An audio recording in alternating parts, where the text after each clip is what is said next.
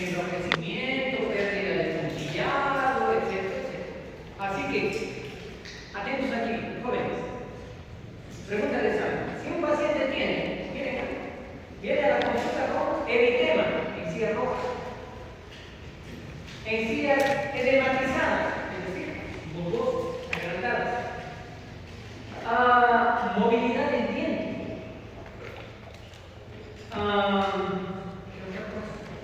tiene placa, y esos son todos los signos que tiene ese paciente. ¿Diré que tiene gingivitis? Asegurado, ¿no? Está roja, está agrandada. Es más, el diente se mueve y no ve que está no. Pero vendrá la pregunta sí o sí. ¿Hay sangrado? No. ¿Será gingivitis? No. ¿De acuerdo? Olvídense eso de cabeza, porque, repito, no. Los compañeros de quinto año me refiero a gingivitis. Veo, no hay sangrado. ¿Y por qué dicen gingivitis? No refiere a sarna, entonces ¿de acuerdo? Gingivitis es sangrado. Y sangrado es más del 10%. Ok, eso no lo olviden.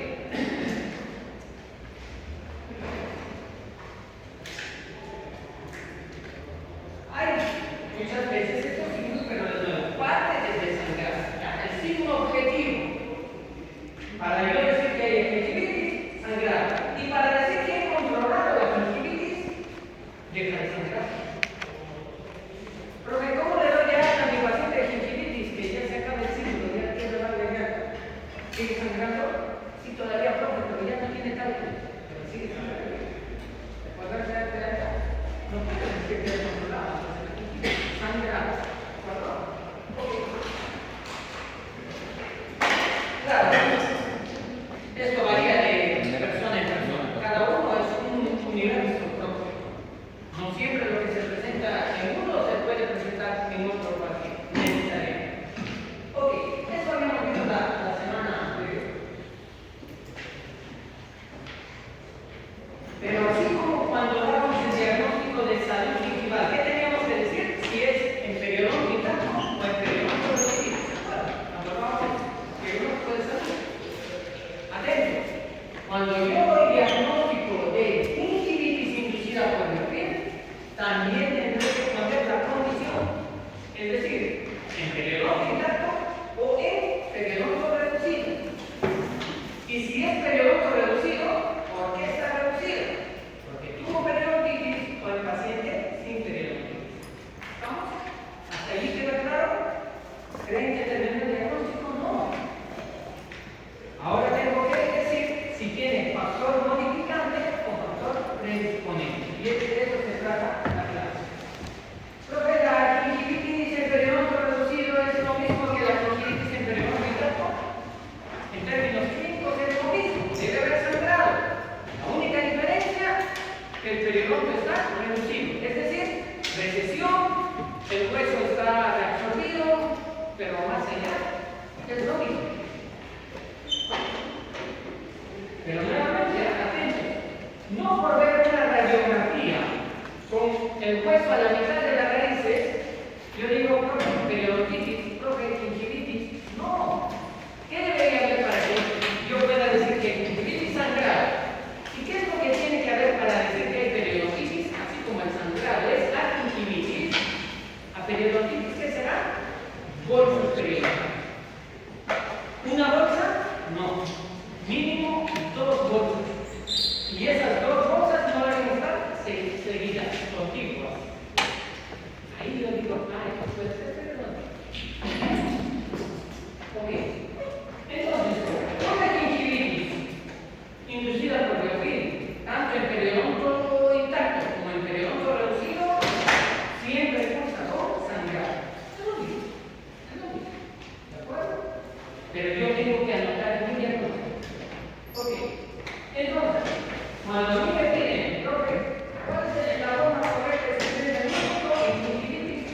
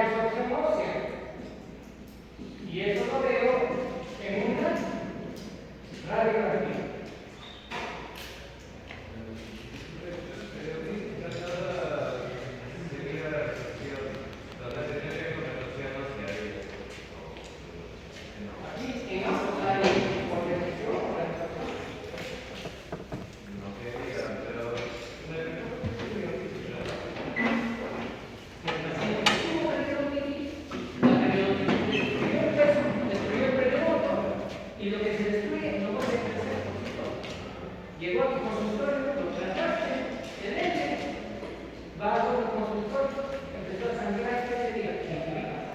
Inducida por perfil, pero queremos reducir. Y le pregunta al paciente, oye, ¿has tenido enfermedad de sí? Me lo dijo, compañero. El paciente cumple, la graba, por ahí. ¿Listo? Vayamos entonces a lo que nos toca ahora. ¿Creen que terminó el diagnóstico? Y ahora viene lo último. Tengo que poner como factor modificante o como factor predisponiente. Vamos a ver.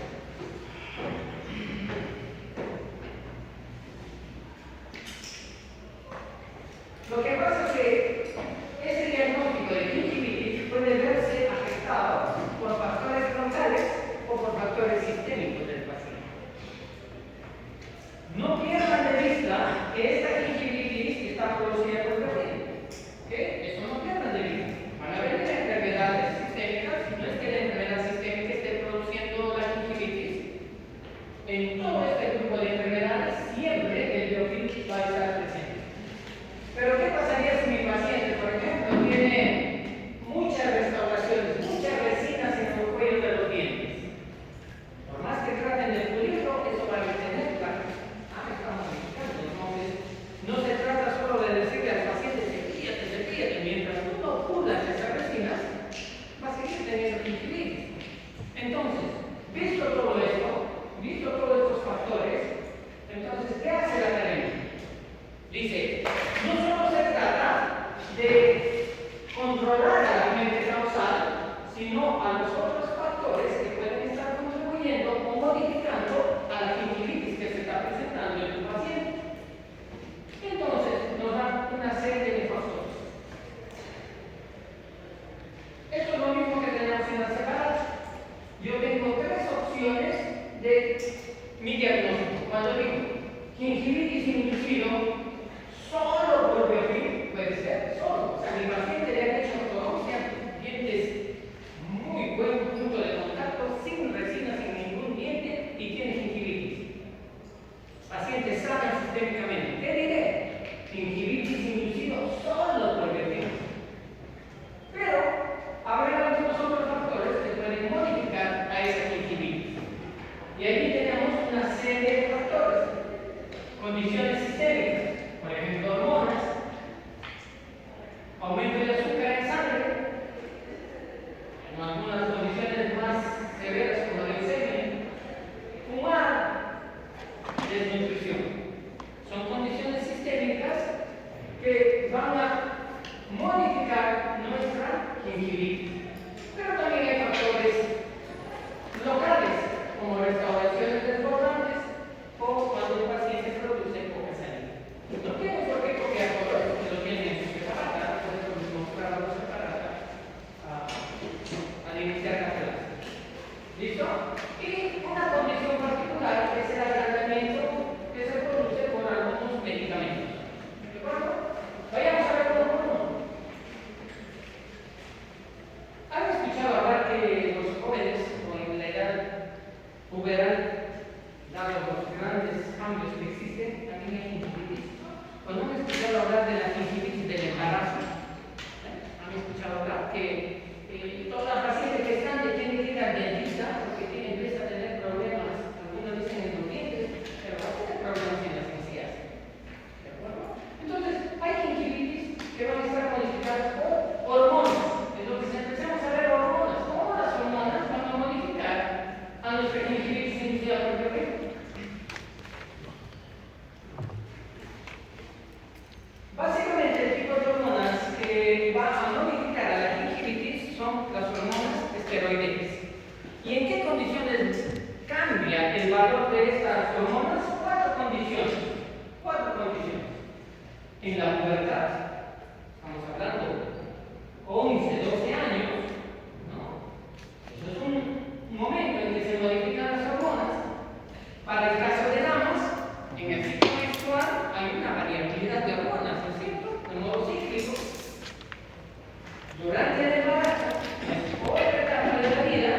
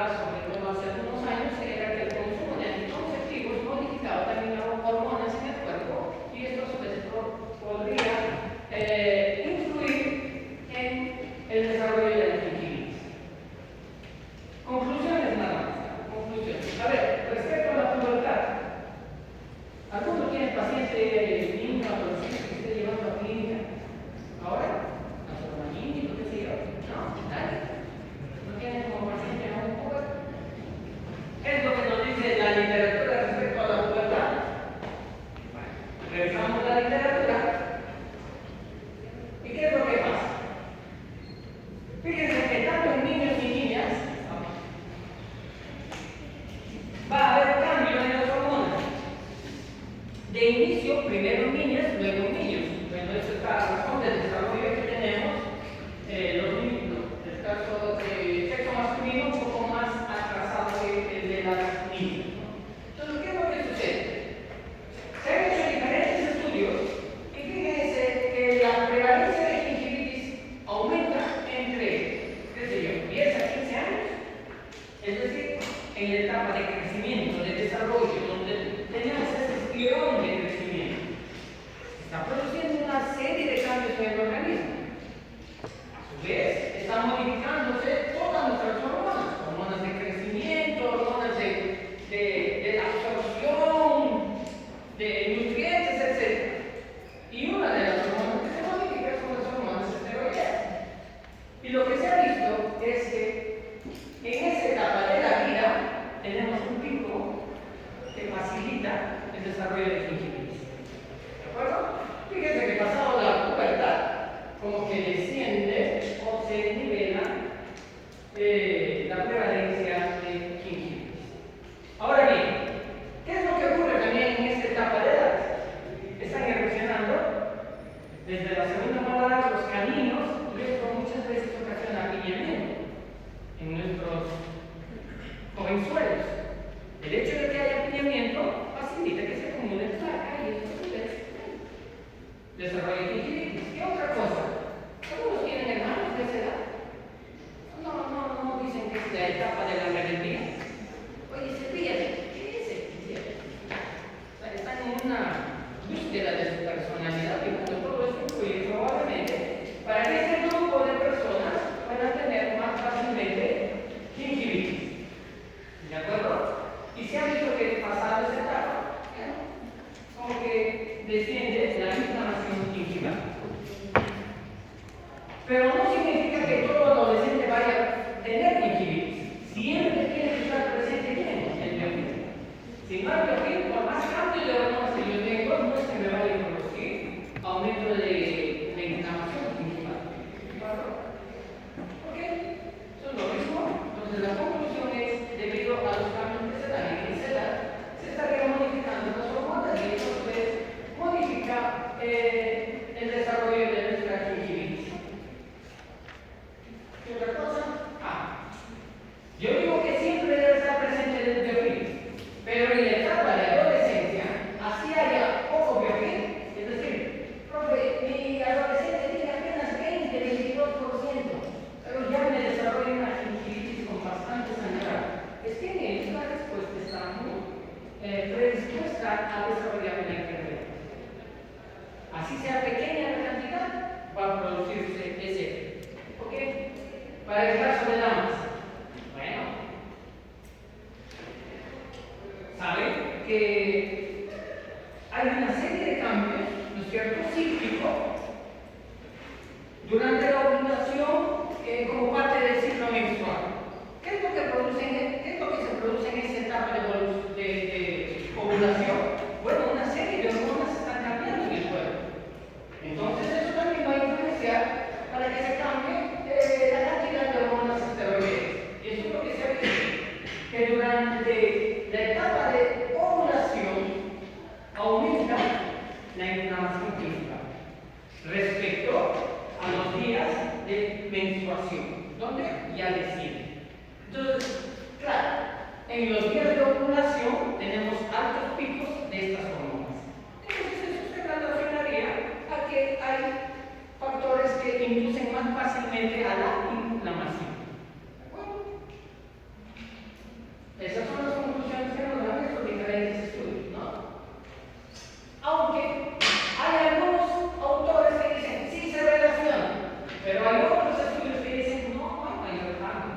Bueno, en todo caso, ustedes, si ven una paciente que no tiene tanta placa, pero está desarrollando una gingivitis muy observable, bueno, como parte de la historia clínica, está tomando anticonceptivos, ¿cierto?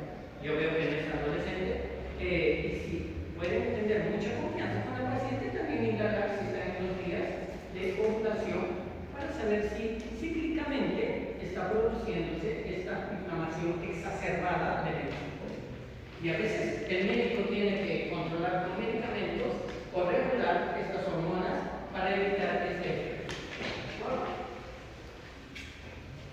No todas las mujeres son sensibles a estos cambios hormonales. Es decir, no es que yo esté condenado a estos días a tener gingivitis, no necesariamente. Durante el embarazo, nuevamente es una etapa, en el caso de damas, donde se está alterando el porcentaje de hormonas como progesterona, estrógenos y otros. Entonces se han hecho estudios para ver si efectivamente y en qué trimestre del embarazo se produciría mayor inflamación gingival. Entonces, ¿qué es lo que encontraron? Que la enfermedad gingival fue mayor hacia el término del embarazo, en el 8º mes. ¿De acuerdo? Entonces, pregunta de examen, ¿no? ¿En qué trimestre estaría más propensa la severidad de la gingivitis en una gestante? Bueno, en el último trimestre. ¿No? Nosotros vemos en los primeros meses, aparentemente mantienen un nivel, pero para el 8º mes, como que hay un pico de inflamación gingival. ¿De acuerdo? Estos son otros estudios que se han hecho en el caso de embarazo. Y lo mismo, ¿no? Lo mismo se han comparado trimestres. Y observan, bueno, muy parecidos resultados a la conclusión que se les está dando. Es impresionante la cantidad de conclusiones que hoy en día tenemos, ¿no? Hasta hace algunos años solo suponíamos esta relación. ¿Ok? Nuevamente, en este caso, en el primer trimestre es mucho más bajo que en el segundo y tercer trimestre. Muy parecido a la conclusión que ya podemos anotar. Y esto es interesante. A pesar que no aumenta el porcentaje de DHO, a pesar que tu paciente está consciente de su higiene, bueno, a pesar de ello, hay un incremento en el índice gingival, es decir, en la inflamación gingival de nuestra paciente. ¿Ok? Hay un detalle con las gestantes que se va a manifestar, y esto es propio de ellos, ¿no? Que así como hay una inflamación evidente, estamos diciendo durante el último trimestre, muchas de las pacientes gestantes se van a presentar a consulta porque hay un tejido fibroso que crece a nivel papilar. Esto es típico de las gestantes, ¿no? Entonces, ¿cómo le llamamos a esta condición? Granuloma piógeno. Anotamos entonces. ¿Qué es el granuloma piógeno? Bueno, es un tejido fibroso a nivel papilar que se produce en caso de gestantes. Y este crecimiento genera pseudoboxes, es decir, una zona de retención de placa, tanto que muchas veces hay que hacerles una pequeña gingivectomía. Vienen al consultorio para poder recortar ese exceso gingival, porque si no les produce mucho sangrado. ¿De acuerdo? Entonces, esto es típico de pacientes gestantes. No todas, pero en algún momento pudieran encontrar este tipo de lesión.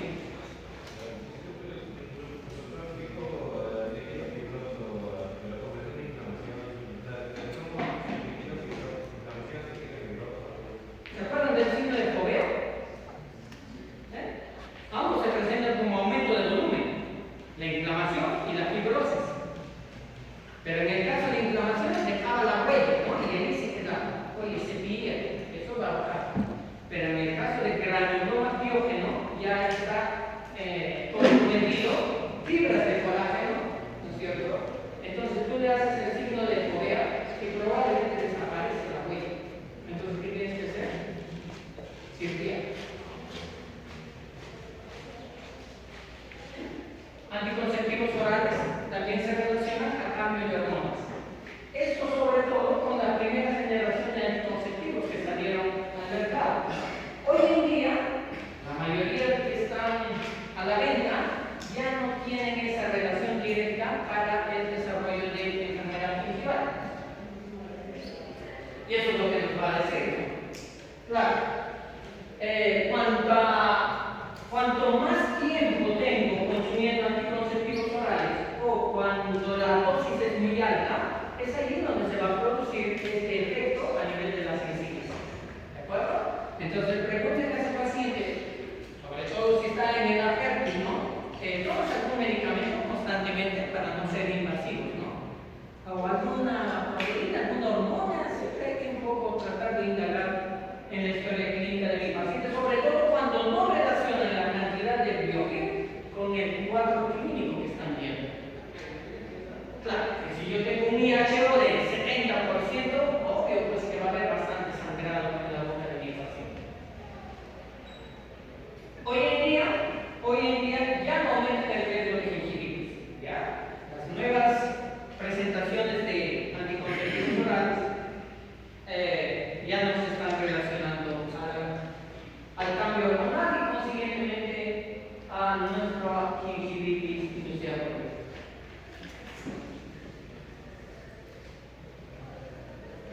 El último del 2018, bueno, con poca cantidad de placas, si yo tomo anticonceptivo oral, probablemente el resultado sea una inflamación más intensa. Afortunadamente, las nuevas versiones ya no producen estos cambios. Bueno, ok, entonces, ¿qué estamos viendo? Que mi gingivitis inducida por biogen pueden estar modificadas por condiciones hormonales. Repito, y esto lo vamos a tener en nuestra separata. Entonces, cuando yo doy mi diagnóstico, si mi paciente tuviera esa condición, ¿qué tendría que decir? Gingivitis inducida por biogen en periodo, vamos a ponerle en caso. ¿Terminó mi diagnóstico? No. ¿Qué tengo que poner? Con factor modificante. Con factor modificante. ¿Y cuál es el factor modificante? Pongo hormonal. Puede ser por embarazo, anticonceptivo oral, etc. Ahí terminaría el diagnóstico. ¿De acuerdo? Ahora, pero no solo las hormonas están modificando la gingivitis. ¿Qué otra cosa? ¿Alguno tiene algún paciente diabético? Miren que la gingivitis no está modificada por la diabetes, sino por la hiperglucemia. Entonces viene a la consulta un paciente, pero yo no tengo diabetes. Mi hermana, mi mamá. Pero tú ves que hay características propias de diabetes, aunque no está diagnosticado todavía, no está de más pedir un dosaje de hemoglobina glicosilada, por ejemplo, a la paciente. ¿De acuerdo? Pregunta, ¿cuánto es el valor normal de hemoglobina glicosilada en un paciente? Adiós. Pregunta de examen. Porque si no, ¿cómo van a decir? Sí, estás bien, estás mal. Entonces, anotamos, tengo que buscar cuánto es el valor normal de hemoglobina glicosilada. Y ese es el examen que pedimos al paciente. No pedimos dosaje de glucosa en sangre. No pedimos tolerancia a la glucosa.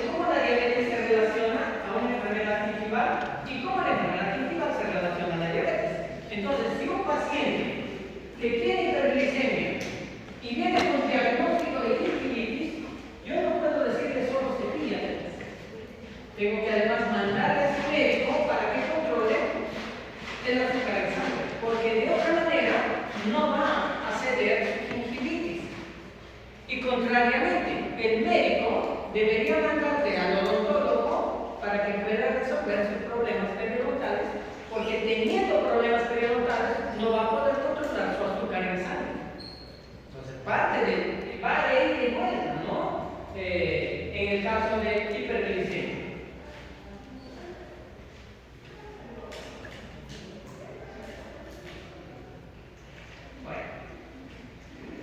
Esto además está relacionado al tiempo en el cual sufre la diabetes.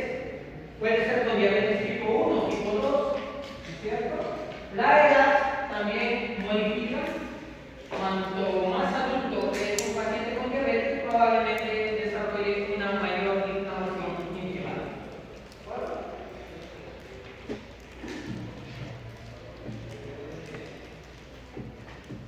Por eso que el programa de control de diabetes incluye al dentista, en especial a los periodoncistas. Todo paciente diabético, así como controla trimestralmente su azúcar, con el médico tiene que controlarse en periodoncia su estado de salud bucal, específicamente de encías y de periodo. ¿De acuerdo? Bueno, lamentablemente, diabetes tipo 1 y el se ve en menores de edad tienen problemas constantes a nivel gingival. Y los adultos también. ¿De acuerdo? Ok, entonces me queda claro. Si mi paciente entonces tiene gingivitis inducida por diabetes, ok. Le pregunto, ¿tienes diabetes? Ah, sí, pero controlada. Ok. ¿Cuál será su diagnóstico? Le pongo de frente modificado. De frente le pongo con factor modificante. Diabetes, le pongo. No.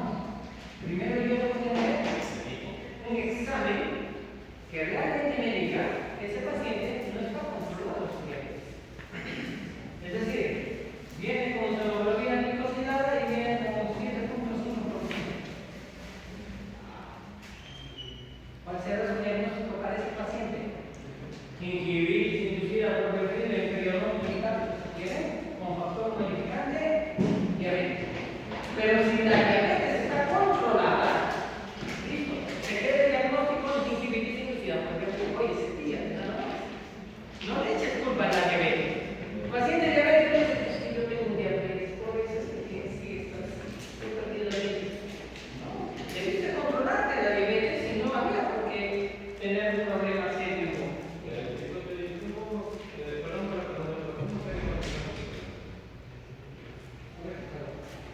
Ahí está tu tarea.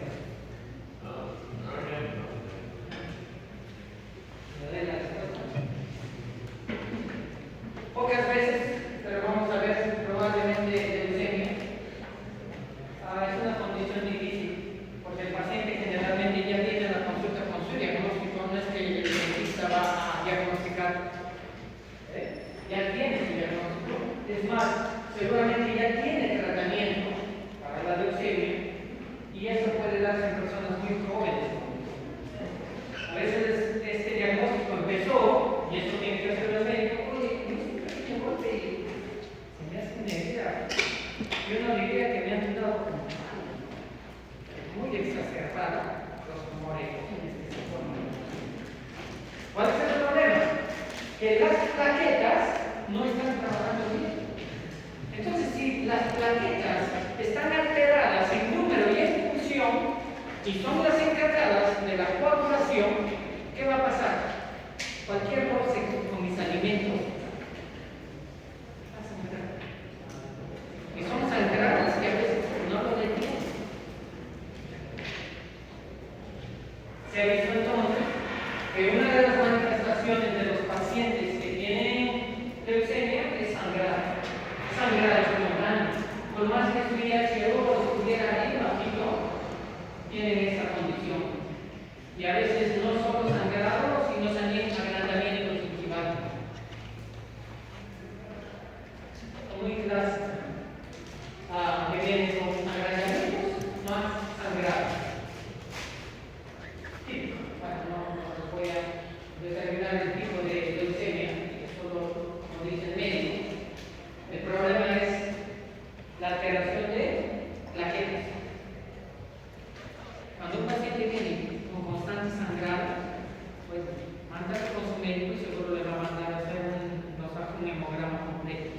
probablemente tiene plaquetas bien bajas. Si tienen que aplicar plaquetas, bueno, ya es un tratamiento a veces hospitalario, la mayoría de veces hospitalario. Entonces, le vuelven a aplicar plaquetas y ya cesa el sangrado. A veces factores de coagulación que tienen que aplicar. Entonces, esa sí es una condición para muchos permanente una vez diagnosticada. Entonces viene el paciente así y hay que coordinar con su médico en qué momento intervenir. No vayan a decir, sí, yo voy a aprendí con el doctor Sixto ya un centro. ¿Qué pasa, no? Se nos va a desangrar el paciente. Luego está en el hospital allí con el paciente que no puede controlar el sangrado. Entonces siempre hay que estar atentos a pacientes, aprovecho que es leucemia, pacientes que tienen alterados los factores de coagulación. Con bastante cuidado. O pacientes que tienen problemas serios en el hígado. Ustedes saben que los factores de coagulación parten desde el hígado. Entonces, pacientes con cirrosis o problemas serios del hígado, con cuidado. Bueno, y en algún momento tenemos que eliminar estos agrandamientos individuales. Ya la leucemia cursa con agrandamientos y con sangrado. Ok, tal vez no es común, tal vez toda mi vida no voy a ver a un paciente con leucemia, pero lo que sí probablemente voy a ver son pacientes que fuman. Pregunta, ¿a qué paciente se le llama fumador? Mañana la verbena, o tal vez algunos van a estar con su cigarrita y no, ya es fumador. Sí. 10 cigarrillos al día, ¿de acuerdo? La literatura clasificaba a fumadores y fumadores pesados. Y decían, para considerar a un paciente fumador, es aquella persona que fuma más de 10 cigarrillos al día. Y fumador pesado, más de 20 cigarrillos al día. Bueno, en cualquier condición no está bien. No solo por la idea, saben que hay múltiples metabolitos desde el cigarrillo que no solo se quedan en el momento de fumar.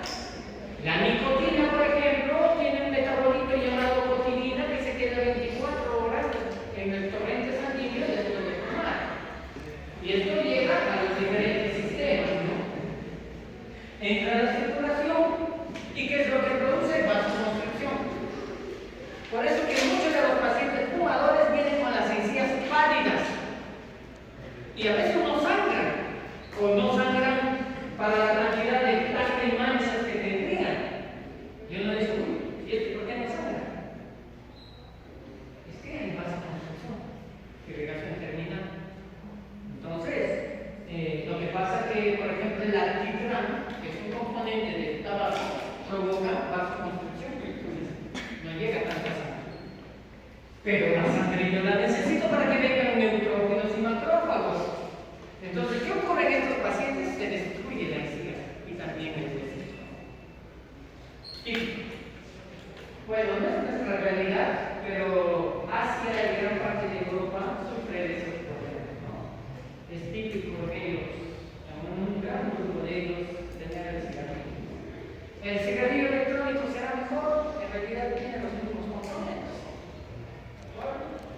Entonces, bueno, además está diciendo entonces que hoy está comprobado que el cigarrillo va a modificar el pulso natural de una gingivitis, ¿de acuerdo? Y además de alterar mi sistema de defensa. En alguna clase hemos hablado. Neutrófilos y macrófagos son nuestra segunda línea de defensa que van a estar alterados en un paciente fumador debido a la vasoconstricción que se produce. ¿Qué otro detalle? Pacientes que fuman lo que ocasiona es gran producción de interleuquina 1. La interleuquina 1 es un potenciador de la inflamación, ¿de acuerdo? Y le ordena al cuerpo que inflame, que genere inflamación. Y por eso que se produce esta gingivitis, ¿de acuerdo? Hay medicamentos derivados de la tetraciclina justamente que van para controlar la interleuquina. ¿De acuerdo? Entonces, a veces vamos a necesitar recetar. Las tetraciclinas son los antibióticos preferidos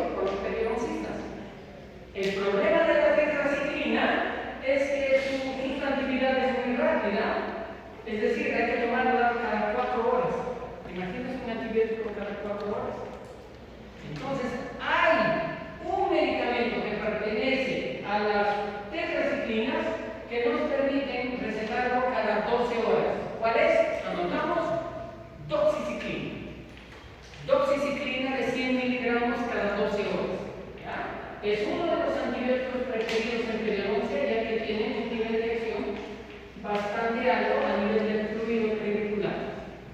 Entonces, no recetamos ya tetraciclina, sino doxiciclina.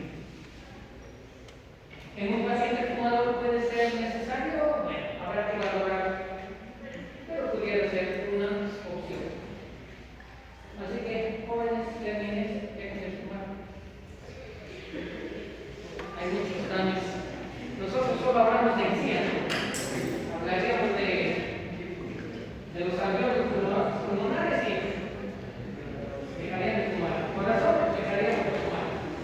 En fin, ¿qué otro detalle? Desnutrición. La desnutrición también es otro factor modificante. Entonces, si mi paciente tiene ipuma, gingivitis inducida por toxina en periodonto reducido, en paciente con periodontitis tratada, con factor modificante, entre paréntesis, cigarrillo, fumar. Bueno, miren, lo extenso que es nuestro diagnóstico, prácticamente nos está diciendo la vida del paciente. Ok, desnutrición. Bueno, hay que ver que el cuerpo produce bastantes alimentos, ¿no? A ver, una realidad. Pero sabrán que en África, en gran parte de esta y nuestras mismas algunas zonas cercanas, quizás, tenemos muchas personas con desnutrición. Entonces, ¿cuál es el problema de la desnutrición? ¿Se acuerdan que yo les había dado una tarea de cómo se produce el colágeno? ¿Alguien lo hizo? ¿Cómo se produce la síntesis del colágeno? ¿Qué se necesita para la hidroxilación en el tropocolágeno cuando se está formando dentro del fibroblasto? ¿Saben qué necesita? Vitamina C. Si no hay vitamina C, ¿saben lo que ocurre? No se forma el colágeno adecuadamente. Por eso que los niños con desnutrición, ¿saben lo que se produce en boca? ¿Han escuchado hablar del escobuto? ¿No es cierto? Deficiencia de vitamina C. El colágeno no se está produciendo al ritmo que necesita. Entonces cualquier roce le hace una herida, no hay colágeno que repare y empiezan esas heridas a infectarse porque la boca es el medio más contaminado del cuerpo humano. Entonces, un paciente que no tiene una adecuada nutrición, que no tiene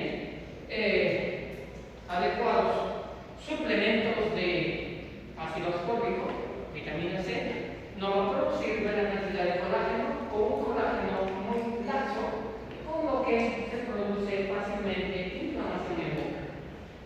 ¿No es cierto? Entonces viene a la consulta mi paciente con sangrado. ¿Cómo se va a dar cuenta? Porque la desnutrición, además de notarse de pronto en el estado físico del paciente, hay otras alteraciones, ¿cierto? La implantación del cabello no es adecuada, bueno, uno ve la hemoglobina del paciente, recuerden, irrigación terminal, irregular, vean, saque la lengua, vean el color, ¿cierto? Presión en la uña del paciente y debe volver rápidamente al color. Irrigación terminal. Si ustedes ven algún dato que no está dentro de los estados, bueno, habría que ver con un hemograma completo. ¿Ok? Entonces, si no hay buena cantidad de vitamina C, va a afectar a los tejidos periodontales. Colágeno hay en todo el periodonto, en todos los componentes del periodonto. Ya lo sabemos. ¿Ok? Entonces, ¿qué es lo que tengo que poner? Con factor modificante y pongo cuál es el factor modificante. Esa es una opción. Pero viene otra opción.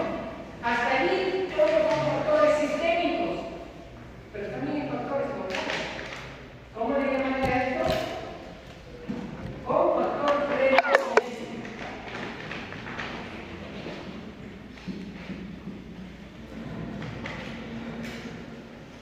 Fíjense que los factores modificantes son sistémicos y los factores predisponentes serán locales.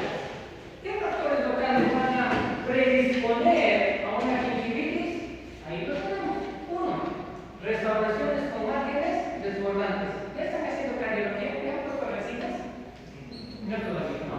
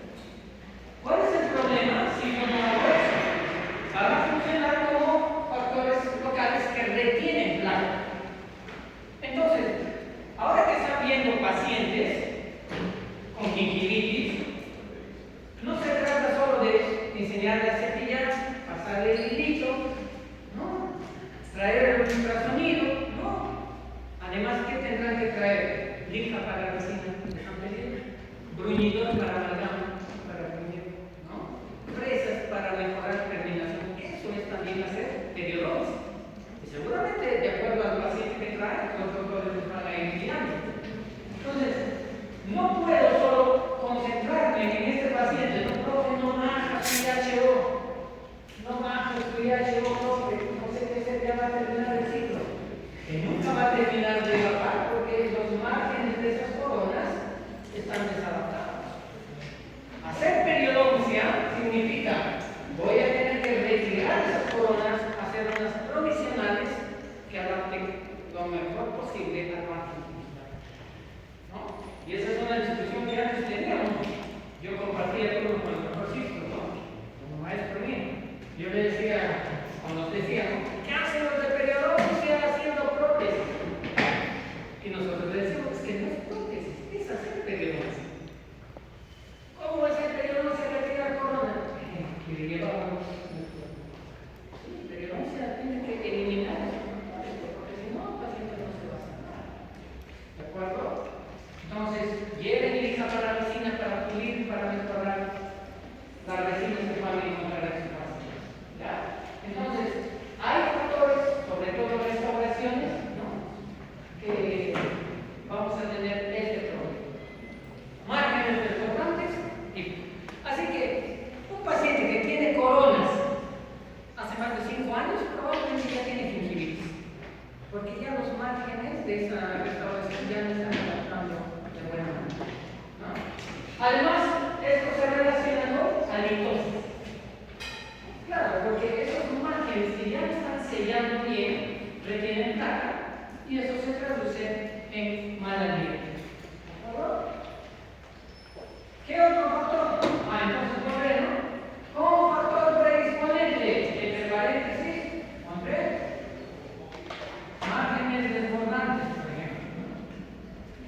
Márgenes desbordantes de corona.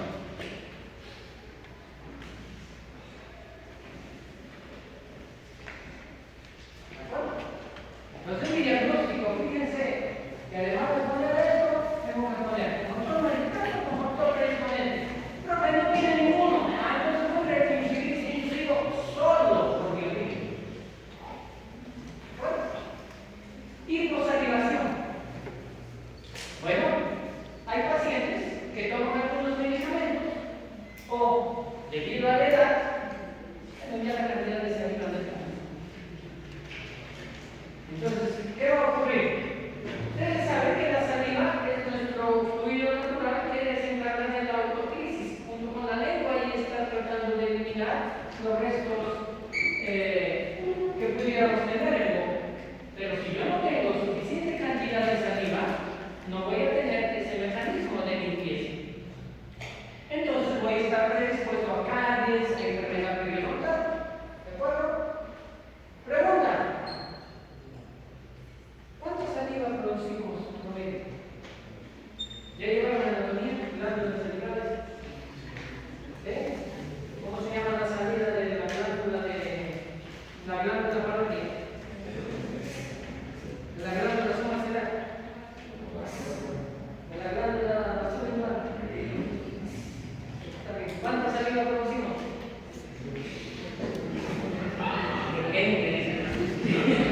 No, a la hora de la almuerzo produzco más saliva. Entonces, el dato para no olvidar: saliva normal, no estimulada. Saliva normal, no estimulada. 800 a 1,5 litros por día. 0.3 a 0.4 mililitros por minuto. Si un paciente produce menos de 0.1 mililitro por minuto, es anormal. ¿Ya? Ese paciente necesita suplementos de saliva. Le haré su receta para que compre saliva artificial. ¿Saben qué hay? ¿Cierto? Entonces, la dejo. Entonces, pregunta de examen: hagan una receta de saliva artificial. Son dentistas jóvenes, ¿no? ¿Cómo? ¿A quién le voy a pedir que haga la receta? Médico. Somos nosotros todos los encargados. A ver, ¿qué producto conocen para hacer una receta de saliva? Paciente que viene a la consulta y el examen produce 0.05 mililitros por minuto.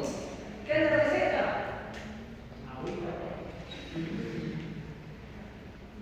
¿Ok? A ver, en el mercado, ¿qué producto encuentran? Entonces, como este paciente está produciendo poca saliva, es más propenso a que se le acumule una placa bacteriana, consiguiendo evidentemente vamos a tener problemas gingivales. Hay algunos medicamentos que también producen disminución de la saliva. Profesor con una gripe, me tomé unas insecticidas, pero ¿qué ha pasado? La cantidad de fluidos del cuerpo ha disminuido, ¿no es cierto? Entre ellos, por ejemplo, la saliva. ¿Y eso a qué se relaciona? No están humectados mis labios, grietas, heridas, más fácilmente. Bueno, hay síntomas evidentes, ¿no? La ansiedad, lo que el examen me produjo síndrome de shock. ¿Ok? Entonces hay algunas condiciones que pueden provocarnos hiposalivación. Ahí lo vamos a ver en las mucosas. Bueno, dice que el café, el té, el café pueden afectar la producción de saliva. Ok. Entonces, pero eso sí lo tengo que hacer con un análisis. Yo no puedo hacer un paciente a alguien con poca saliva, que le hay que hacerle el examen de cantidad de saliva. Se le hace un examen para recolectar saliva y ahí se mide la cantidad. Cuando les toque llevar con el doctor Horna, clínica 1, ahí les voy a hacer ese examen. Si es que no lo miden. Ok, halitosis relacionada a la cantidad de saliva. ¿Por qué el paciente tiene halitosis? Entre otras variables, midan la cantidad de saliva. ¿De acuerdo? Y recuerden que hay dos tipos de saliva, ¿no? Saliva serosa y saliva. ¿Qué tipo de saliva produce la práctica?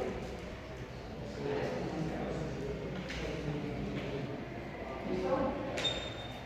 Ok, entonces, ¿qué estamos viendo? Que hay factores como falta de saliva que pueden funcionar como un factor predisponente. Último, agrandamiento gingival producido por drogas. Ya lo hemos mencionado, yo me acuerdo haber descrito las 3 drogas que producen agrandamiento gingival. Y si no lo anotaron, aquí va el regreso. Hay condiciones, hay medicamentos que producen agrandamiento gingival. Esto no es porque el paciente no se cepilla solamente, sino ya es un agrandamiento fibroso, ¿cierto? Entonces tengo que preguntarle a mi paciente, ¿estás tomando algún medicamento? Bueno, sí, sufro de convulsiones y me han recetado. Bueno. 3 condiciones: fenitoína, ciclosporina, de tipo A, bloqueadores de canales de calcio. La fenitoína es un anticonvulsivante. ¿De acuerdo? El nifedipino, por ejemplo, es un bloqueador de calcio, antihipertensivo, y produce agrandamiento. Ya cómo, ya no vamos a entrar tanto, porque es cierto que estos medicamentos inducen a la formación, alteran la función de los fibroblastos, con lo que la producción de colágeno se ve alterada y eso se produce en mayor producción desorganizada de nuestra glicina. Y por eso es que para esos pacientes generalmente requieren cirugía. No es que con fase 1 vaya a mejorar la condición de estos pacientes. Si bien esos 3 medicamentos son los que están relacionados a agrandamiento gingival, no son los únicos. En algunos pacientes hay otro tipo de medicamentos. Bien, dice la mía, paracetamol, hay estudios que dicen que el paracetamol, pero eso es cuando tomamos por periodos bastante extensos. ¿Ya es? A ver, ¿alguno de esos son? Espero que la gabapentina, que también es un medicamento común, ¿no? Bueno, entre otros. Con que se aprendan los 3 medicamentos comunes, estamos bien. Bloqueador de calcio, unos supresores y anticonvulsivantes. Sí, también, como inflamatorio. Pero no es el único que está dando una serie de medicamentos. Pero no en todos, no en todas las personas para producir. ¿De acuerdo?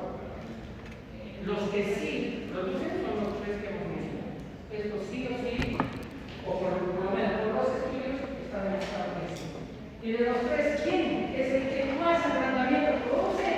el anticonvulsivante. Saben que los anticonvulsivantes son medicamentos de depósito, ¿no? La receta por 5 años, por 10 años, o a veces de por vida. Son medicamentos que no le puedo decir que hay que tomar. ¿Listo? Ok. Más estudios de cómo se relacionan. La ciclosporina, que es un anticonvulsivante. ¿Qué hago con este paciente? Cada 6 meses a veces vienen para recordarle que sufre de convulsiones. Y ya saben, ya tienen una programación para estar recordando. La práctica por eso no es una rutina como aquel que se inyecta la insulina. Es parte de lo que le tocó. ¿De acuerdo? ¿Quién produce mayor inflamación? La ciclosporina, el anticonvulsivante. ¿Quién produce más fibrosis? La fibroina. Ok, a ver, si hasta allí llegaron, es cierto, algunos. Veamos ahora algunos ejemplos. Con esto nos vamos. Veamos. Preguntas de examen típicas.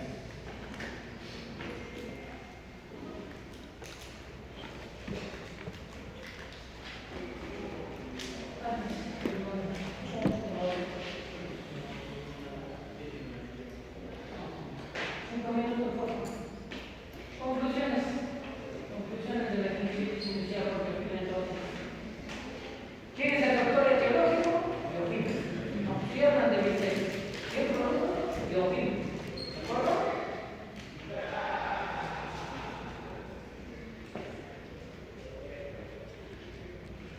La gravedad de esta enfermedad o la extensión va a estar influenciada o por factores sistémicos o por factores locales. Es decir, por factores modificantes o por factores predisponentes. Nos queda claro. Ahora, no toda gingivitis va a pasar a periodontitis. Un gran grupo lo va a hacer, pero no siempre. Y allí todavía tenemos duda de por qué un paciente se queda con gingivitis y ya debió haber pasado a periodontitis porque no se controló. Hay algo en el sistema de defensa que está haciendo que no dé ese paso.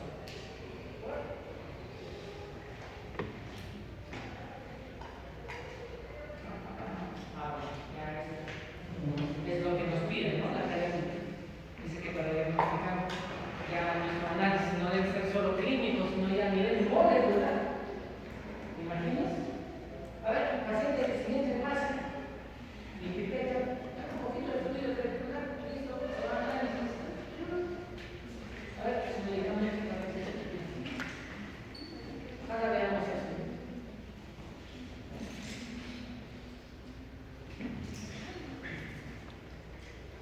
Esto también lo dice la. Está en su separado. Se usa el término gingivitis para pacientes sin periodontitis.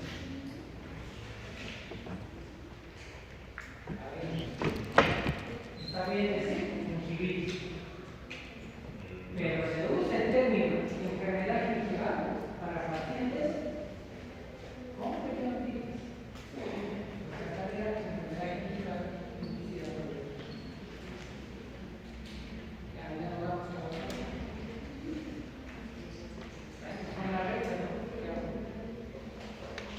Leve, moderada, severa no es un criterio clínico, ¿ya? Olvídense, no hay problema. Localizada y generalizada, algunos profesores van a querer que pongan eso, ¿ya? Cuando digo que es localizada, hasta 30% de sitios afectados, o dientes afectados.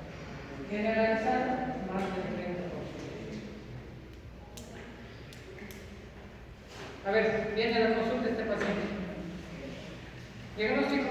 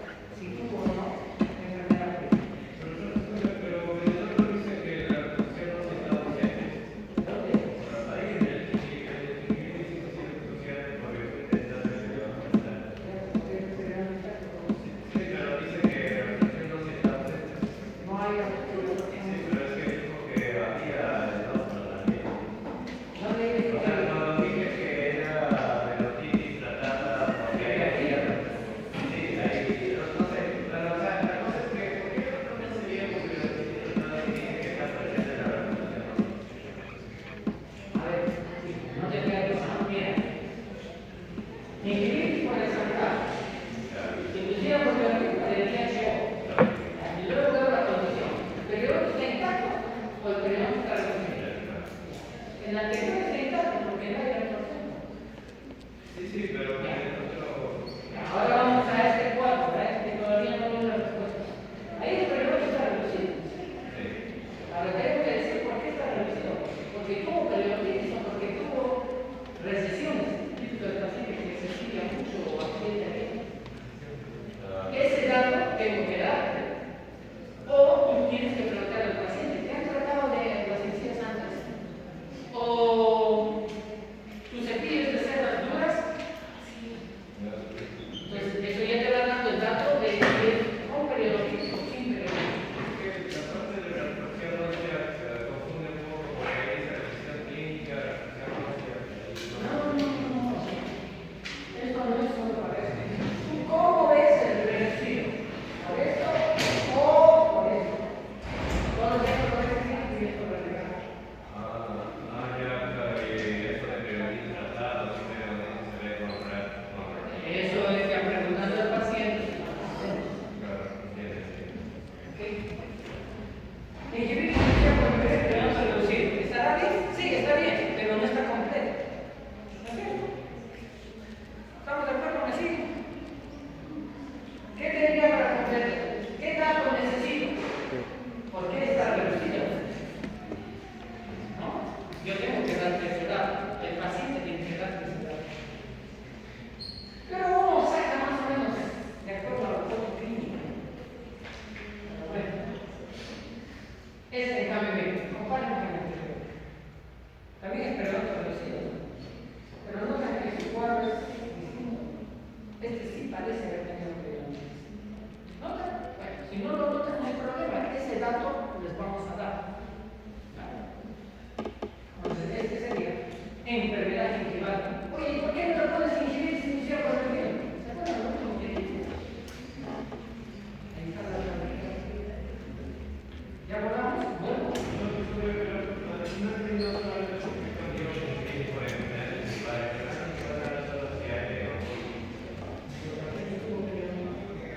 La periodontitis no se cura, la periodontitis se controla, nunca desaparece. Este paciente está con periodontitis tratada, pero con periodontitis así.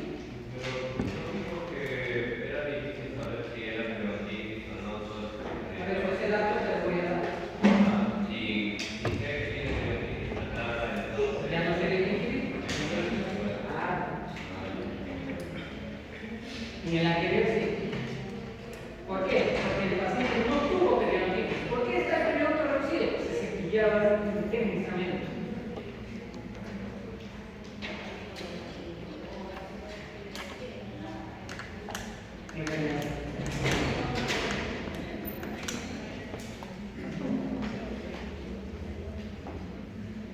Vaya a este dato. ¿Por qué está reducido el periodonto? Hay dos condiciones que reducen el periodonto.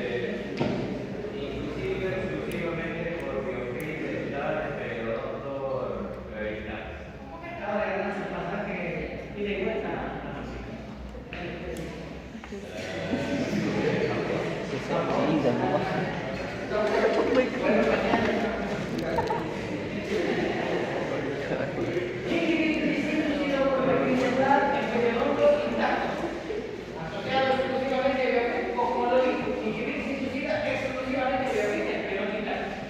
¿Listo? Esa es la ley. A ver, ¿cómo va? Eso, ¿no? Inhibir sin suicida exclusivamente por biofilm está en periodo interno. ¿Listo? Esa es la respuesta. A ver, otro. A ver, ¿qué dice este paciente? Enfermedades rivales inducido por biofilm dental cruento reducido. Tiene biofilm, tiene sangrado, no tiene bolsas, hay pérdida de inserción, tuvo periodontitis y fuma. Inducido por biofilm dental cruento reducido.